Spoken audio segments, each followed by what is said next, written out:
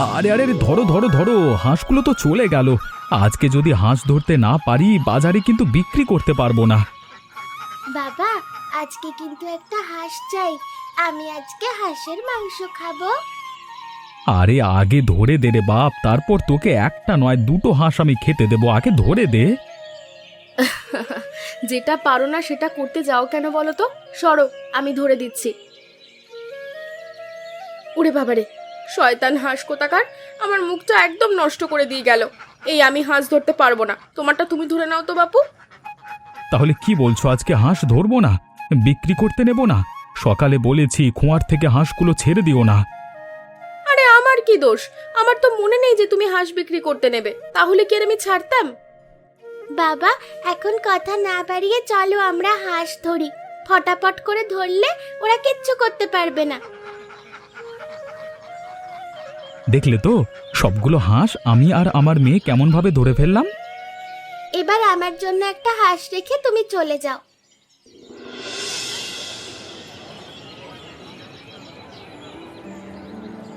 কে গো বিক্রম, হাঁস বিক্রি করতে এসেছো নাকি এখানে? তোমাকে যে কতদিন ধরে বলছি আমার সাথে দেখা করতে, তুমি আমার কথা কানেই নাও না, তাই না? আপনি বলেছিলেন বাবু দেখা করতে, আমার তো সময় হয়ে ওঠেনি। ভেবেছিলাম আজকে বিকেলেই দেখা করতে যাব। তোমার ছলা কলা আমার বেশ ভালোভাবেই জানা আছে। তুমি যে আমার সাথে দেখা করতে যাবে না এটা আমি ভালোভাবেই জানি। কি যে বলেন না, আপনি বলেছেন আর আমি দেখা করতে যাব না? এত সাহস কি আমার আছে? এত সাহস যখন নেই তখন কত মাস ধরে বলেছি জমি জমার ব্যাপারে তোমাকে, তুমি তো আমার কথা শুনছো না। বাবু, ওই জমিটুকু আমার বাবা আমার জন্য রেখে গিয়েছিলেন, মেয়ের বিয়ের জন্যই রেখে দিয়েছিলাম, সেটুকুও যদি আপনি নিয়ে নেন। সেসব তো আমার দেখবার বিষয় নয়। ওই জমি জমাগুলো আমার লাগবে, আমি ওইখানে কারখানা স্থাপন করব। এখন আপনার কখন কি দরকার হবে তা তো আমরা জানি না, সেজন্য কি আমরা আমাদের জমি দিয়ে দেব? তোমার সাহস তো মন্দ নয়, আবার আমার মুখে মুখে তর্ক করছো। আমি বলে রাখছি, ওই জমি আমার চাই মানে চাই। আমি যে কোনো মূল্যে ওই জমি আদায় করে ছাড়বো, এটা আমি তোমাকে বলে রাখলাম। কিন্তু আমি তো ওই জমি দিতে পারবো না। দিতে তো তোমাকে হবেই। আমি তোমাকে 2 দিন সময় দিলাম, এর মধ্যে যদি আমার হাতে তুলে না দাও তাহলে জোরপূর্বক আমাকে কিছু করতে হবে। এই গুড়িয়া, এখানে কি করছিস? গরম লাগছে তো, যা না ওদিকে যা একটু। আজকে হাঁস রান্না হচ্ছে, আমি আজকে কোথাও যাব না। আমি এখানেই বসে থাকবো যতক্ষণ না হাঁস রান্না হচ্ছে। আরে বাবা রে বাবা, তোকে রেখে কি আমরা হাঁসটা খেয়ে ফেলবো? আগে তোকেই দেব, তোর খাওয়ার পরে যদি কিছু থাকে তারপরেই আমরা খাবো। না না না না না, আমি তবু এখান থেকে যাব না। আজকে বাড়িতে হাঁস রান্না হচ্ছে, আমি কত খুশি। কতদিন একটা হাঁস খেতে চেয়েছিলাম। আহারে আমার পাগল মেয়েটা। আচ্ছা, তুই এখান থেকে বেরিয়ে একটু সামনে গিয়ে বস। তোর গরম লাগছে না বুঝি? আজকের এই হাঁস রান্নার কাছে এসব গরম কিছুই না। আজকে হাঁস রান্না হবে, আমি এখানে বসে খাবো, তারপর এখান থেকে বের হব। এমন পাগলামি করলে কিন্তু তোকে আমি হাঁস দেব না। তোর বাবা এলে তোর বাবার কাছে বিচার দেব আমি। এমন করছো কেন মা? একটা দিন হাঁস রান্না হচ্ছে সেদিনও তুমি আমাকে বকাবকি করছো। আমাদের ঘরে কি প্রত্যেকদিন হাঁস রান্না হয়? মন খারাপ করছিস কেন? ঠিক আছে, তুই তাহলে এখানেই বস। রান্না হয়ে গেলে তোর বাটিতে আমি মাংস তুলে দেব, তুই মজা করে খাবি। এই তো এবার হলো কথা। তুমি যদি এই কথাটা আগে বলতে তাহলে মন খারাপই হতো না। পাগলি মেয়ে আমার, হাঁস খাওয়ার জন্য একেবারে উঠে পড়ে লেগেছে। আমাকে রান্নাটা করতে দে, তুই এখানেই বসে থাক। কি গো, আজকে তোমার কি হয়েছে? সেই বাজার থেকে ফিরে এসেছো, তারপর থেকেই দেখতে পাচ্ছি মন মরা হয়ে আছো। গিন্নি, সংসারটা নিয়ে আমি বড্ড চিন্তায় আছি। ওই মহেন্দ্রবাবু যা শুরু করে দিয়েছে তাতে মনে হয় না এ ভিটে আমরা আর বেশি দিন থাকতে পারবো। কি বলছো কি তুমি? মহেন্দ্রবাবুর সাথে আবার কথা হয়েছিল তোমার? নিশ্চয়ই জমি জমা নিয়ে দিতে চাইছে। তাছাড়া আর কি, 2 দিন সময় দিয়েছে আমাকে। এর মধ্যে যদি জমি জমা না দিয়ে দিই তাহলে ঘর ছাড়া করবে। মগের মূল্য পেয়ে গেছে নাকি? একদিকে জমি জমা নিয়ে নেবে আর একদিকে ভিটে মাটি নিয়ে নেবে। দেশে কি আইন কানুন নেই? আর আইন কানুন সবকিছু ওই মহেন্দ্রবাবুর পকেটেই থাকে, কাঁড়ি কাঁড়ি টাকা, বুঝতেই তো পারছো। কিন্তু এই সমস্ত কিছু উনি নেবে কিভাবে? সমস্ত দলিলপত্র তো আমাদের কাছে আছে। দলিলপত্র থাকলে কি হবে? মহেন্দ্রবাবু টাকা দিয়ে নকল কাগজ বানিয়ে নিয়েছে মনে হচ্ছে। এখন যে কি করব? ছোট মেয়েটাকে নিয়ে কোথায় গিয়ে দাঁড়াবো কে জানে। আর চিন্তা করে কি হবে বলো? উপরওয়ালা কখনোই আমাদের সঙ্গে খারাপ কিছু করবে না, যা করবে ভালোই করবে। এতদিন ওপরওয়ালার কথা চিন্তা করেই চুপচাপ ছিলাম, শান্তিতে ছিলাম, কিন্তু এখন আর থাকতে পারছি না। এত চিন্তা করো না, কোনো একটা উপায় ঠিক বের হবে। ভালো থাকি খারাপ থাকি বেঁচে তো থাকবো। তবুও আমার বাপ আমার জন্য যে জমি জমা ভিটে মাটি রেখে গিয়েছিল, সেটাও এখন আমাকে হারাতে হবে। হে ওপরওয়ালা, তুমি কি কিছুই দেখতে পাচ্ছ না? আপনি কে মশাই? এত ঝড় বৃষ্টির মধ্যে এত রাতে এখানে? আপনাকে তো ঠিক চিনতে পারলাম না। আমাকে আপনি চিনবেন না, আমি শহর থেকে এসেছি। এখানে এসে প্রচণ্ড ঝড় বৃষ্টি শুরু হয়ে গেল, সামনে আর আগাতে পারছি না। আপনি তো দেখছি প্রচণ্ড ভিজে গেছেন। এভাবে বাইরে দাঁড়িয়ে থাকবেন না, ভেতরে আসুন, বাইরে প্রচণ্ড ঝড় হচ্ছে। আপনি বসুন, আপনি তো পুরোটা ভিজে গেছেন। গিন্নি, ওনাকে কিছু শুকনো কাপড় দাও, উনি কাপড়টা বদলে নিক। আপনি খেয়েছেন কিছু? অনেক রাত হয়ে গেছে তো, আমরা খেতে বসেছি, আপনিও আমাদের সাথে খেতে বসুন। আরে না না, আপনাদের খাবার আমি কেন খাবো? আমি এই রাত না খেলেও হবে আর কি। হ্যাঁ, কি যে বলেন না আপনি! আপনি হলেন এখন আমার ঘরের অতিথি, আর আপনাকে রেখে আমরা খাবো? আপনি বসুন, আজকে হাঁসের মাংস রান্না হয়েছে। আমার স্ত্রী ভালো হাঁসের মাংস রান্না করতে পারে। আপনি যেভাবে প্রশংসা করলেন তাতে হাঁসের মাংস খাওয়ার লোভ সামলাতে পারলাম না। যদি আপনাদের সমস্যা না হয় তাহলে খেতে পারি। কি যে বলছেন আপনি! আমাদের সমস্যা হলে আপনাকে তো আমরা আশ্রয় দিতাম না। আপনি বসুন বসুন, গিন্নি, গিন্নি, অতিথির খাওয়ার ব্যবস্থা করো। হ্যাঁ, বাহ বাহ বাহ বাহ, আসলেই আপনার স্ত্রীর হাতের রান্নার কোনো জবাব নেই। আমার জীবনের সেরা হাঁসের মাংস এটা। হ্যাঁ, বিক্রম, তোমাকে আমি দুদিনের সময় দিয়েছিলাম না? সে দুদিনের কি করলে? আপনি আমাকে দুদিনের সময় দিয়েছিলেন, কিন্তু সেটা দিয়েছিলেন কালকে।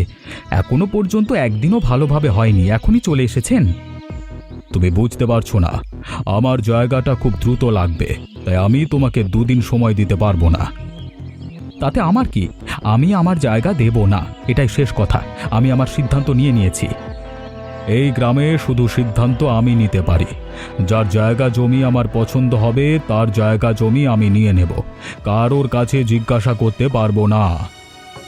আমিও দেখি তাহলে আপনি আমার জায়গা জমি কিভাবে নিয়ে নিতে পারেন। আমার সঙ্গে পাঙ্গা নিতে এসো না, তাহলে এই ঘরটুকু হারাবে। জানো তো, এই ঘরে তুমি তোমার স্ত্রী সন্তান নিয়ে থাকো, তাও থাকতে পারবে না। ওপরওয়ালা আমাদের সাথে আছে, তিনি এত বড় অবিচার কখনোই করবেন না। আপনি যা খুশি করতে পারেন। ঠিক আছে, আমার সাথে এত বড় পাঙ্গা নিলে তো আগামী দুদিনও তুমি এখানে টিকতে পারবে না। তোমাকে আমি রাস্তায় নামিয়ে ছাড়বই। বেশ, আমিও অপেক্ষায় রইলাম। আমি এটা বিশ্বাস করি, যারা অন্যায় করে তারা অন্যায়ের শাস্তি অবশ্যই পাবে।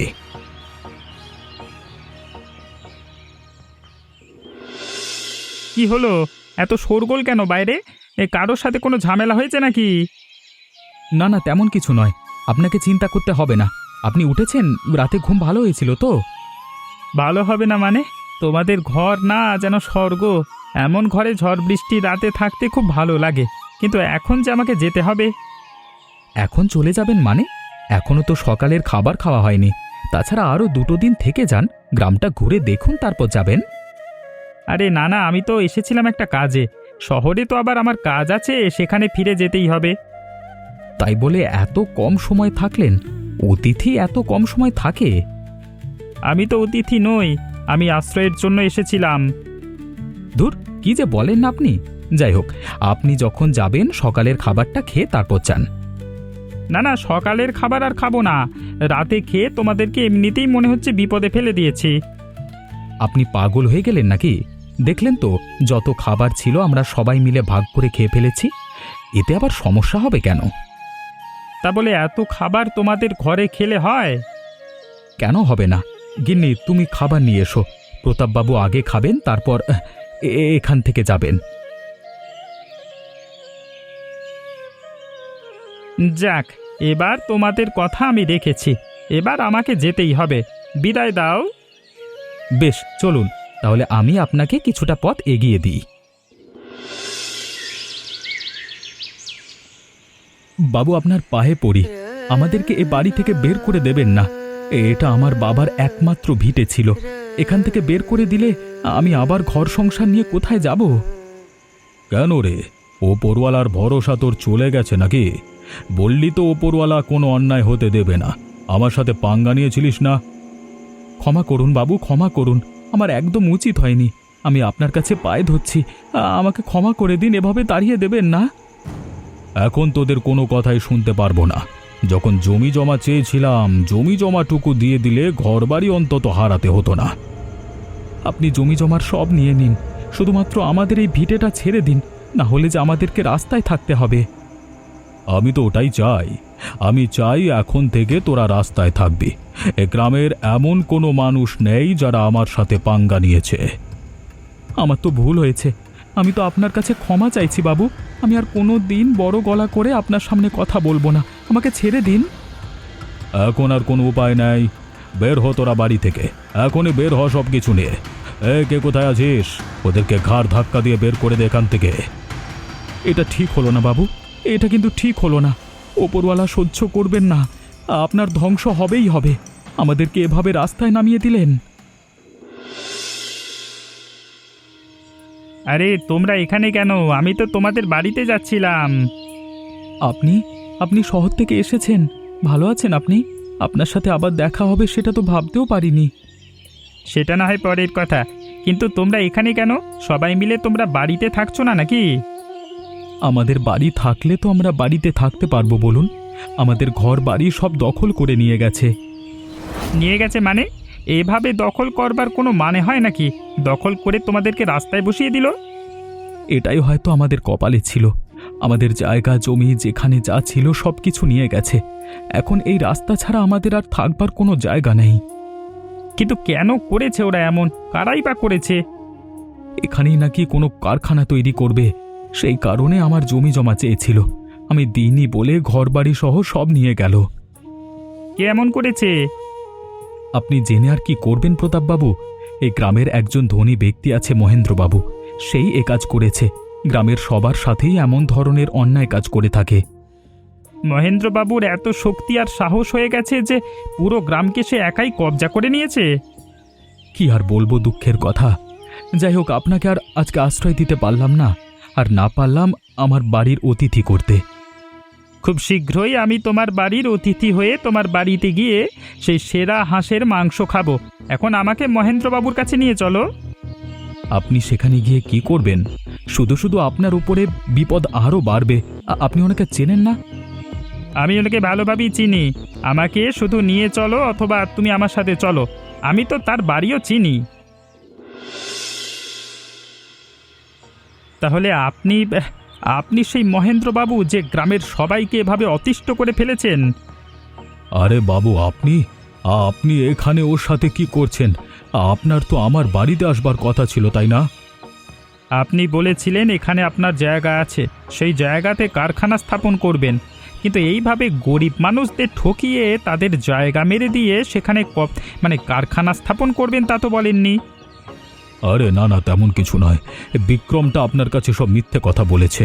আপনাকে টাকাওয়ালা দেখেছে তো, এই কারণে আর কি। কিন্তু বিক্রম তো জানেও না আমি কিসের চাকরি করি। আপনি পুরোটাই ভুল ভাবছেন, এমন কোনো কিচ্ছু নয়। আর ওদের তো আমি টাকা পয়সা দিয়েছি, ওরা টাকা পয়সা দিয়েই আমার কাছে জায়গা জমি বিক্রি করেছে। একদম মিথ্যে কথা বলবেন না, আমি সব কিছুই জানি। আপনাকে কিভাবে শাস্তি দিতে হয় সেটাও আমার জানা আছে। আজকে থেকে আমার কারখানায় আপনার কাজ বন্ধ হলো। বাবু, এটা করবেন না। আমার চাকরিটা এভাবে নিয়ে নেবেন না, তাহলে আমি না খেয়ে মরে যাব। আমি তো সেটাই চাই। আর এই গ্রামবাসীদের সাথে অন্যায় করবার কারণে আপনাকে আমি আইনের হাতে তুলে দেবার ব্যবস্থা করছি, আর সমস্ত গ্রামবাসীদের জায়গা জমি সব ফিরিয়ে দেবার ব্যবস্থা আমি করব। এমন করবেন না, আমি তো আপনার কর্মচারী বলুন। আপনার কথা মতোই তো আমি সব কিছু করছিলাম। আমি তোমাকে এমন অন্যায় কাজ করতে কখনোই বলিনি। চলো বিক্রম।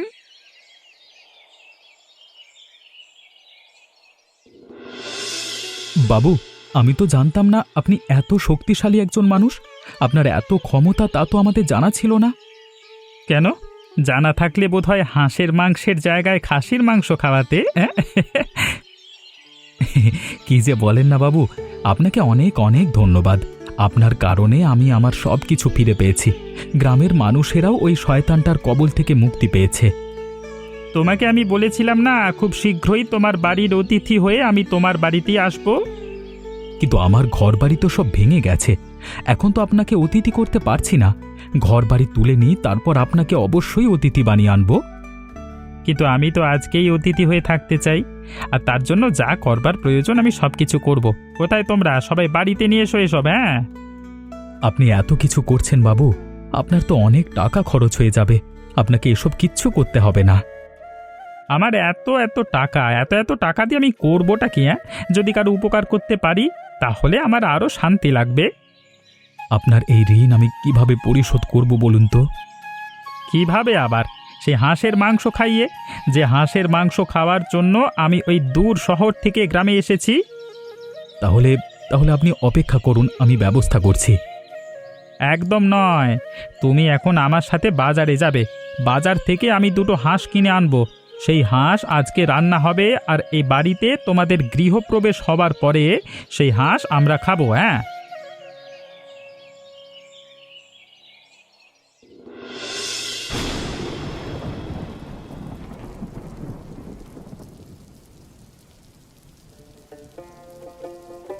যাই বলো না কেন বিক্রম, এই হাঁসের মাংস খাবার জন্য শুধু এইটুকু কাজ কেন, আরো অনেক অনেক কাজ করা যায়। আমি কিন্তু এখন থেকে প্রতি মাসেই তোমাদের বাড়িতে আসব। আপনি প্রতি মাসে কেন, প্রতি সপ্তাহে আসলে আমাদের জন্য আরো ভালো হবে। আমরা আপনার সেবা করবার সুযোগ পাব। সেটা অবশ্যই আসা যায়, তবে আমি ভেবেছিলাম এখানে একটা কারখানা করে সবাইকে কাজ করবার সুযোগ করে দিতে। তা তো আপনি অবশ্যই করতে পারেন। আমার জায়গা জমি ওভাবেই পড়ে আছে, আপনি আমার জায়গাতেই কারখানা করতে পারেন। কিন্তু তোমার সমস্যা হবে না? তুমি তো চাষবাস করো। কোনো সমস্যা হবে না। আমার কারখানায় যদি গ্রামের অসহায় মানুষজন কাজ করতে পারে, আমার আরো ভালো লাগবে। বেশ, তাহলে তোমার জায়গাতেই একটা কারখানা করবার ব্যবস্থা করছি, আর সেই কারখানার দায়িত্বে পুরোটাই তুমি থাকবে। কি বলছেন বাবু? আমি আমি এত বড় দায়িত্ব পালন করতে পারবো? অবশ্যই পারবে, এটা তো কঠিন কোনো কাজ নয়। তাছাড়া আমি তো আছি। তোমরা গ্রামের সবাই মিলে কারখানায় কাজ করবে, আর যা লাভ হবে তার কিছু অংশ আমাকে দেবে, আর কিছু অংশ গ্রামের উন্নতির কাজে লাগাবে। আসলে আজকে আমি বুঝতে পেরেছি, ওপরওয়ালা নিজের হাতে যদি কিছু নাও করে, তবুও তার পরিবর্তে সে কাউকে না কাউকে পাঠিয়ে দেয়, আর সেই মানুষটা হলেন আপনি। এমন মজার মজার গল্প দেখতে আমাদের চ্যানেলকে সাবস্ক্রাইব করতে ভুলবেন না। আচ্ছা বলো তো বন্ধুরা, এই গল্পে প্রতাপবাবু আমাদের বাড়িতে এসে কি দিয়ে ভাত খেয়েছেন?